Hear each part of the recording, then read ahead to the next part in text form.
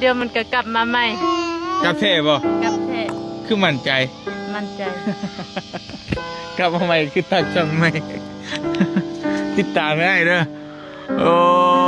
ผู้ชมที่คนติดตาม300,000 คนนะเกิดอีหยังขึ้นกับบ่าวเตียงทองคนดีช่วยเหลือสังคมเนาะกำลังสร้างเฮือนให้น้องพรเมียของเฒ่าเบคนที่ติดถ้ำแต่ดันช่อง YouTube เปิดสร้างรายได้บ่ได้ถึกระงับโอ้น่าสงสารอีหลีคนดีเป็นอย่างคือบ่ส่งเสริมกันสบายดี FC แฟนคลับทุกทานมาพบมาพ่อกันช่วงค่อยคำยามแรงทานผู้ชมมานั่งอยู่นั่งกับพื้นแบบสบายมีตังมีเก้าอี้อยู่เก้าอี้ห้างพังหมดหักหมดละก็เลยต้องได้มานั่งแบบซี่แหละท่านผู้ชมเดี๋ยวจะให้เบิ่งเด้อนี่นะดิตังนะความจริงมีโต๊ะเฮ็ดคลิปเฮ็ดอย่างต่างๆได้ว่าตังมันพังตังมันพังตังที่นี่ตังเก่าตะกี้มันหักอะไรแล้วเอาลวดมามัดแล้วก็มานั่งตั้งแต่ตอนมันฮักได้ปีนึงแล้วนี่มันบ่ไหวแล้วมันเริ่มฮักหลายแล้วก็เลยมานั่งพื้นทางผู้ชม4แฟนคลับเนาะเดี๋ยวเก็บเงินก่อนจักเดือน2เดือนนี่ซื้อใหม่ๆมาก็คือว่าเนาะคือค่อยนี่ก็ติดตามบ่าวเตียงทองอยู่ติดตามบ่าวยาวกับบ่าวเตียงทองเซิงเพิ่นไปช่วยเหลือเนาะคนติดถ้ำช่วยเหลือครอบครัวคันสิเว้าเราเพิ่นก็จะเป็นผู้ที่อยู่เบื้องหลังช่วยเหลือตอนนี้เฮือนน้องพรก็แล้วก็สิประมาณ 60% เนาะมื้อนี้น่าจะตัดหลังคาแล้วก็เฮ็ดห้องครัวประมาณ 60% แล้วแหละก็เฮาก็ใกล้สิได้ยินข่าวดีมากระจั่นกระจ้อแล้วแต่ว่าสัมผัสว่ามาได้ยินข่าวให้นั่นก็คือช่อง YouTube ของเราผู้ติดตาม 300,000 กว่าสร้างมาได้4ปีสิเข้า5ปีมานี่แล้วเนาะซึ่งมันมีความสำคัญต่อเพิ่นหลายเพราะว่าคนที่เฮ็ดเวียกสังคมนี่นะเนาะก็ต้องอาศัยเงินเล็กๆน้อยๆที่รายได้จาก YouTube เพื่อเอามาเติมค่าน้ำมูกค่าน้ำมัน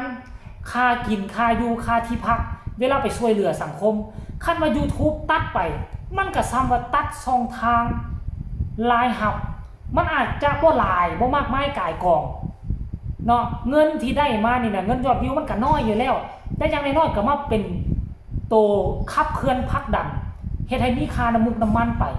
แต่ว่าดันมาเจอแนวนี้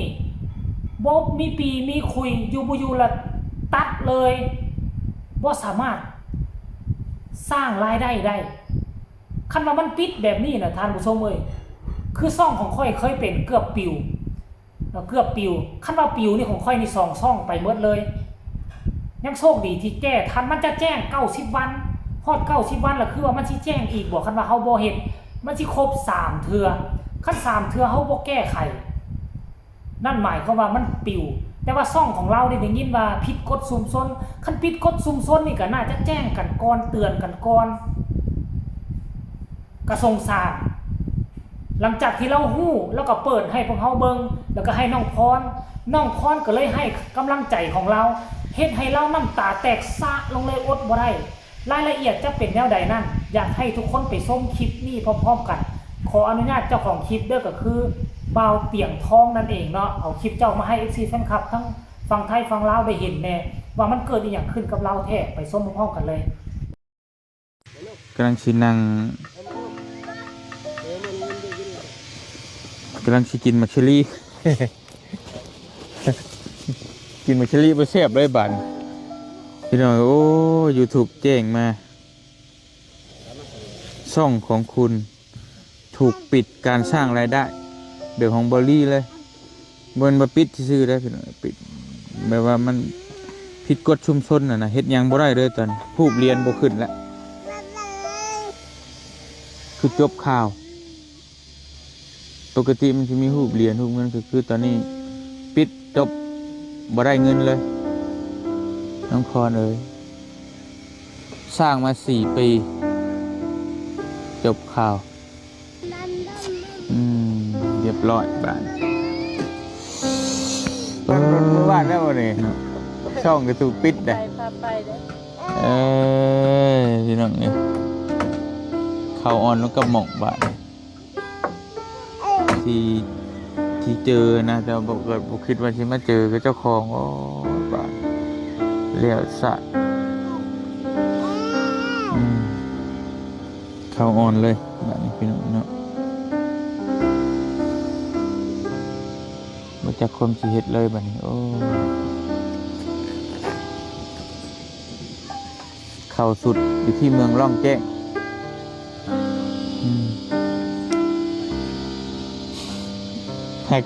หากำลังสิให้ยั่วให้น้องพ่อยิ้มได้ บางหันนี่จะให้บ่เตียงได้สิให้บัดนี้พี่น้องส่องสร้างมา4-5 ปี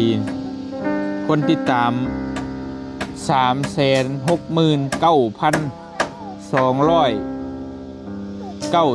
369,294 คนคนติดตาม300,000ปลายหายวับไปกับตาจบข่าวพี่น้องเนาะว่าอะไรอ่ะกับว่าดู สู้ๆเดี๋ยวมันก็กลับมาใหม่ กับเท่บ่ กลับแท้ คือมั่นใจ มั่นใจ กลับมาใหม่คือตัดช่องใหม่ ติดตามได้เด้อโอ้ผู้ชมที่คนติดตาม300,000 คนนะ นี่นะ FC แฟนคลับมันเป็นจังซี่นะทุกคนเอ่ยเฮ้ยในเมื่อมันเป็นแบบนี้แล้วสิเฮ็ดแนวใดดีทุกคนเอ่ยสิเฮ็ดแนวใดดีกับเรื่องนี้ทุกคนมีผู้ใดช่วยแก้ไขได้บ่แต่ค่อยเชื่อว่าเบาเตียงทองนี่เราเก่งอยู่แล้วเพราะว่าเราคุกคีอยู่กันกับเรื่อง YouTube นี่ก็มา